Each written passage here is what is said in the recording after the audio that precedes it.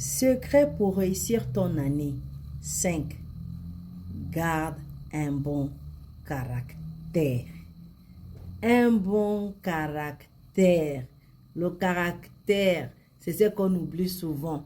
On cherche les bénédictions, on cherche la grâce, on cherche la faveur, on cherche les richesses, on cherche tout, on oublie l'essentiel.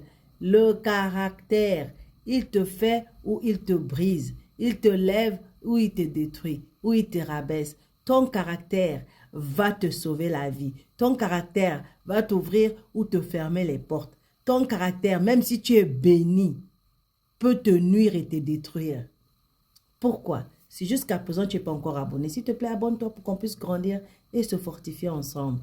Genèse chapitre 39, versets 7 à 9 me dit: Après ces événements, la femme de son maître porta les yeux sur lui et lui dit: Couche avec moi. Mais il refusa et dit à la femme de son maître: Mon maître ne me demande compte de rien dans la maison. Il m'a confié tous ses biens. Lui-même n'a pas plus d'autorité que moi ici et il ne m'a rien interdit, excepté toi. Parce que tu es sa femme, comment commettrais-je un acte aussi mauvais et pécherais-je contre Dieu? Il n'a pas dit pourquoi je vais prêcher contre mon maître. Il dit contre Dieu. Le caractère est l'un des secrets qui ont porté Joseph au sommet. Il avait un caractère exceptionnel. Il avait un caractère exceptionnel. Tu peux tout perdre. Tu peux perdre l'argent. Tu peux tout perdre. Perdre ta santé, tout perdre. Mais lorsque tu perds ton caractère, tu perds tout ce que tu es. Tu perds ton identité. Donc, la force de ton caractère détermine le poids de ton destin. Et la profondeur de ton caractère détermine également la hauteur de ton destin. Il y a beaucoup de ceux qui sont bloqués dans la vie et dont le destin est arrêté et bloqué, piégé à cause de leur caractère. Face à une situation comme ça, compromettante, Joseph regarde la femme de son maître regarde la femme de son maître et lui dit: je refuse de faire des compromis. Je ne veux pas te faire plaisir. Je ne veux pas trahir mon Dieu. Je ne veux pas trahir la relation que j'ai avec mon Dieu. Je ne veux pas bloquer mon destin à cause de ce que tu veux me montrer là. Il n'a même pas peur de Potiphar. Il n'a même pas peur de ce que Potiphar va lui faire.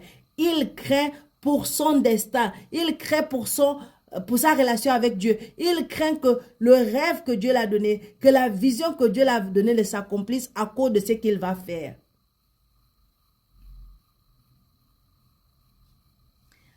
En fait, si ton destin a été arrêté d'une manière ou d'une autre, à cause de ton caractère, je prie au nom précieux puissant de Jésus, que Dieu restaure ton caractère, que Dieu restaure ton comportement, que Dieu restaure ta vision de toi, qu'il restaure ta pensée et qu'il te renouvelle, au nom de Jésus toute son alliance avec toi pour que tu puisses revenir sur le droit chemin. Il y a beaucoup dans la vie d'aujourd'hui dont le problème majeur n'est pas la sorcellerie. Des fois, ce n'est pas la sorcellerie qui te bloque. Des fois, ce n'est pas la sorcellerie qui gaspille ton mariage. Des fois, ce n'est pas la sorcellerie qui gaspille tes relations. Ce n'est pas la sorcellerie qui gaspille ton travail. C'est ton comportement. C'est ton caractère. Si ton caractère est tordu, ta vie sera tordue. Si ta moralité est tordue, tu seras tordu. Tant que ton caractère n'est pas ajusté, ton destin n'est pas établi. Ça ne peut pas être établi. Tu dois arriver à un point de ta vie où tu t'examines sincèrement, profondément. Et tu te dis comme David a demandé à Dieu, il dit: sonde-moi et vois l'état de mon cœur. Si Dieu sonde ton cœur et voit qu'il y a quelque chose qui ne va pas, change. Il y a beaucoup de gens, beaucoup de personnes qui ont du potentiel, des personnes influentes, mais qui sont des vautours, qui sont des diables, qui sont bizarres, qui font des choses terribles. Pourquoi? À cause de la défaillance de caractère. Il y a des gens qui racontent des petits mensonges ici et là, qui prennent des pots de vin ici et là, qui font des compromis ici et là pour être un peu riches. Ils ne savent pas que Dieu les voit. Dieu te voit. Si ton caractère ne marche pas avec la parole de Dieu, tu ne pourras jamais accomplir le plan de Dieu pour toi. En fait, lorsque tu fais des choses, des fois tu te dis, oh, on ne va pas m'attraper, qui peut m'attraper, qui peut me voir? Tu fais semblant, mais le semblant ne dure pas. On a dit 90 jours pour 99 jours pour le voleur, un seul jour pour le prophète. Le jour que le prophète t'attrape, toi tu vas en prison. Même si tu es chrétien, même si tu es enfant de Dieu, même si tu pries comment, tu seras en prison. Tu seras humilié, tu seras exposé. Même si Dieu va te pardonner, même si Dieu va te bénir après, ton caractère va te mettre dans les problèmes. Donc s'il te plaît, si tu as un caractère mauvais, que tu sais que là c'est mauvais, voilà la prière que tu dois faire. Psaume 139, verset 23 à 24 dit, « Sonde-moi, ô Dieu, et connais mon cœur.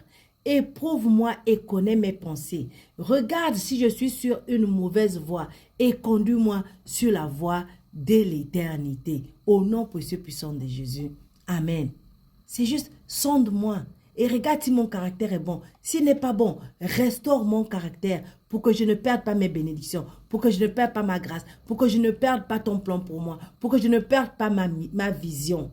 Fais cette prière et Dieu va te bénir. Alors je prie que la grâce de Dieu soit sur toi, que sa faveur soit sur toi, que sa lumière brille sur toi et surtout qu'il t'apporte sa paix, qu'il t'apporte l'abondance, qui t'apporte la grâce et la faveur. Au nom puissant de Jésus. Amen.